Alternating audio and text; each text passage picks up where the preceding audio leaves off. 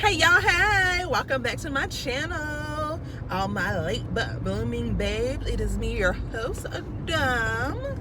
And welcome back to the channel. If you are new, welcome. And like I said, if you are returning, welcome back. As usual, I am just here to share my thoughts with you guys. And today I just wanted to share a really quick message. I am actually on the way to pick up one of my sons from school, and then I am going to be getting ready for a little solo date night out on the town. And I just want to tell you guys to always remember to put yourself first and leave space for yourself as an individual to grow and prosper in life. And I know that sounds like, well, duh, everybody know that. But when you get caught up in a relationship with a narcissist, it is so easy to fall into the trap of you completely forgetting about yourself and the things that you like and the things that make you happy. You get lost in that, and it happens so quickly and so easily that you really don't even realize it's happened until it actually happens. Because what the narcissistic person tends to do is they tend to, one, isolate you from any friends or family or anyone that could possibly help you wake up from your narcissistic fog quicker than you probably would if you were by yourself and just with that narcissistic person and them feeding you whatever they're feeding you to keep you to stay, and doing the reinforcement of the trauma bond, and all of that works better for a narcissist if you're by yourself. So one of the first things they do is like isolate you from your friends, your family members, and then when they get you to yourself, they reinforce that no one likes you, or you're by yourself because no one likes you but me. I'm the only person that will put up with you. I'm the only person who wants to hang out or deal with you. And then you'll find yourself falling into that trap. I'll say myself that I fell into that trap where eventually I've always been a person who is very selective when it comes to talking about friendship. I'm not a person who calls every person that I encounter or associate with, or whatever the case may be, a friend, because to me that is one of those words that, like love and like relationships and all of that, it holds weight. So everyone cannot get that title from me.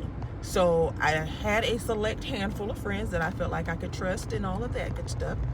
But thinking back on it now, it's like systematically all of those people were plucked away, one way or another. Whether it was just they eventually got tired of me complaining but staying with someone that was not the best of persons for me, or said ex-spouse was sleeping with friend for years and years and years, or they just they as in ex-spouse just created a distrust to where it's like, yeah, okay, have friends, but also, do you want to be bothered with people that you're not really sure you can trust? You can't bring them around because you don't know what's going to happen if you do bring them around, etc., etc.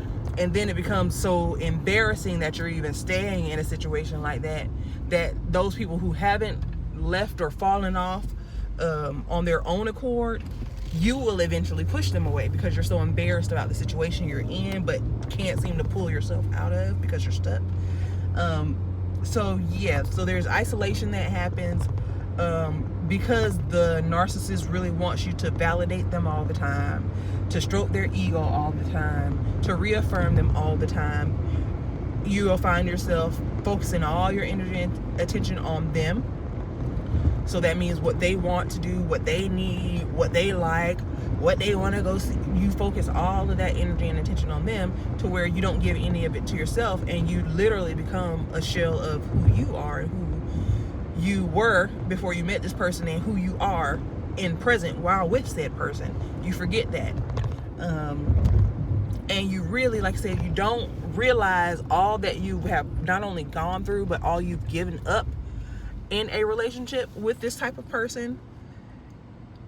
But once you do again realize it and you see it, that's when you have the opportunity to change it.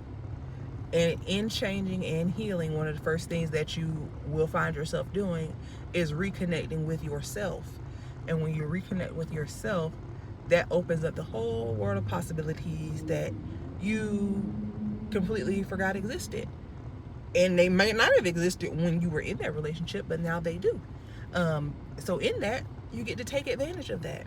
You get to explore. You get to try new things. You get to see if you still like old things. You get to completely rediscover yourself.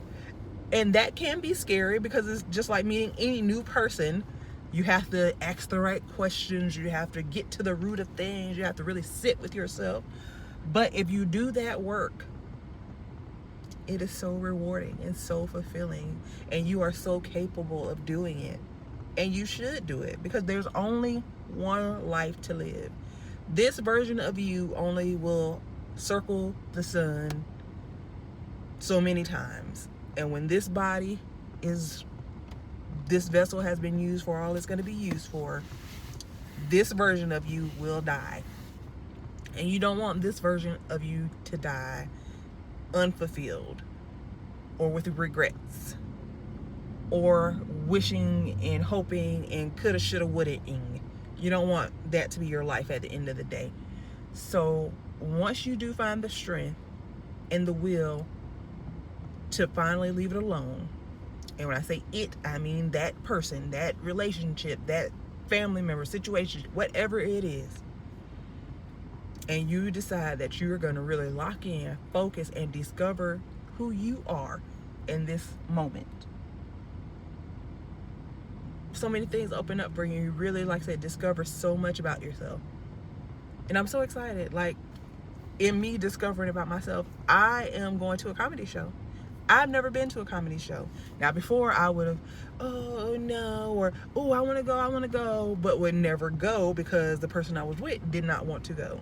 And because they didn't want to go and I didn't want to go through the whole narcissistic rage of, well, why are you going and I don't want to go, and what you're doing and who you going to see, and all just a headache for no reason, I would say, oh, I'm not gonna go. But it's just me by myself, and I love that. I love trying new things. I love going to see, trying new adventures and all of that. So I'm looking forward to it. So yeah, guys, so I just hope that, like I said, if you get to that point where you are single or you're no longer with the narcissistic person, or you're trying to discover who this version post that traumatic narcissistic relationship is, that you really, like I said, lock in. Don't look at it as a negative. Look at it, like I said, you're getting to know a brand new person. And what person do you want to learn and grow with and know more about than yourself? So I just be talking, y'all. So I hope this helped. I hope you guys find something that you guys will love and explore, and something that you could add to who you are now. Just a little character depth, So hope this helps somebody. And until the next video, as always,